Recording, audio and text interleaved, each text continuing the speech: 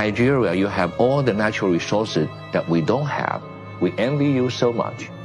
Because Taiwan is an island around 5 to 6 times larger than Lagos State, but we have no natural resources at all.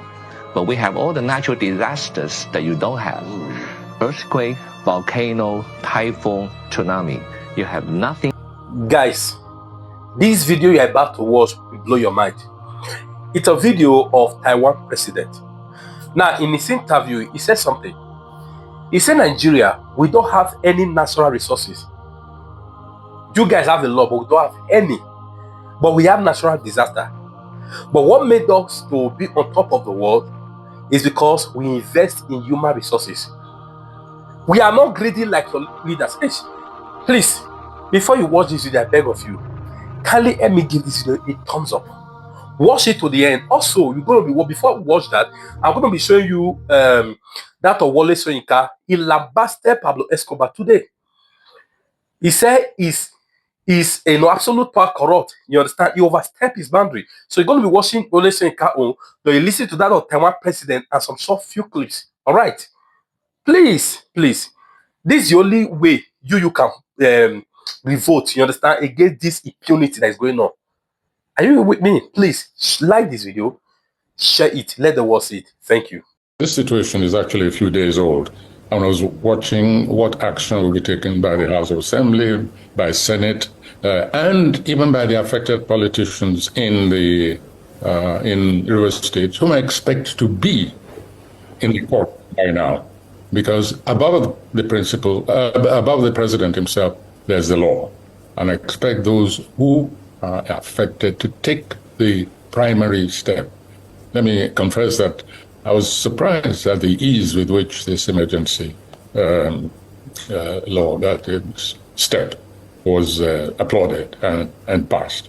And then the critical question, even within the powers of a president on a democratic dispensation, there are areas of discretion. And you're quite right to point out this wholesale suspension of everything for government. I think that's an over excessive response within the rights and the powers. We're assuming now, let's say that the president is constitutionally right, but within its powers, there are also areas of discretion. And I think that the wholesale scuttling of the democratic existence in the rivers was excessive. I think it could have been managed much better, much more economically. I think the president did not sort of curb the extent. He didn't economize on his presidential emergency powers. On that issue, I agree with you absolutely. There's an issue of the Constitution. Is the president's action constitutional? And I hope the affected politicians, governor and representatives, that they test this all the way up so that we get a clearer picture once and for all. Instead of running around in circles from regime to regime, it should be possible by now for one to be able to say confidently that this action is illegal, is unconstitutional, or otherwise. So for now, we can only leave it to the constitutional lawyers to guide us. Now, the next question is it politically wise? In my view, this takes us on a slippery slope. It's not what I would have liked to see happen right now with all our struggle to attain a federal structure.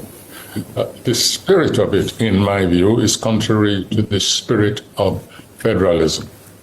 Now, I spoke very carefully and deliberately, because this does not vitiate maybe the rightness of the action. It does not establish the wrongness. But with my commitment to a genuine federal structure, when an event like this happens, I say we're back on the slippery slope. And I hope that it is tested all the way, because as I've said, we've been through this before under different regimes. It's either we have a decentralized federalist structure, we have a quasi-dictatorial, whimsical kind of government which just panders to the political leaning of whoever happens to be in charge at the moment. So that's my take on it.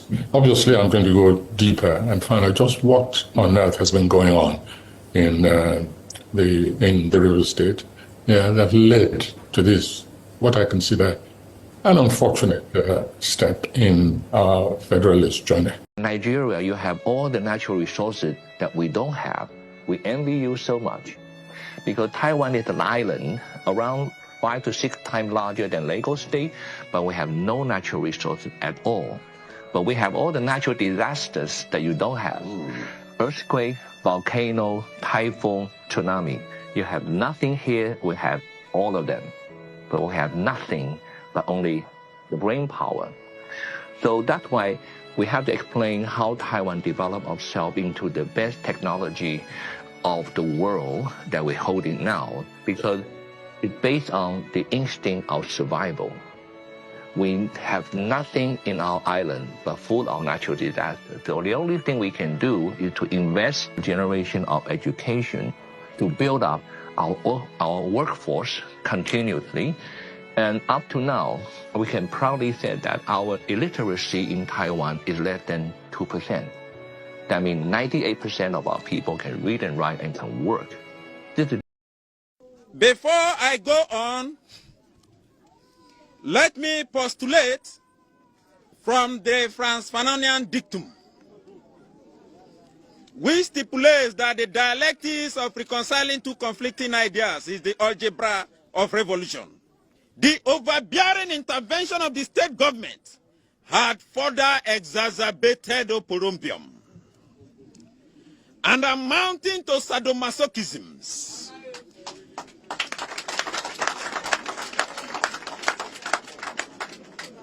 Acrimony and chaos in our community. It was a contumelious stratagem by political jobbers to siphon monies. We suffer what we call political axivia neonantorum.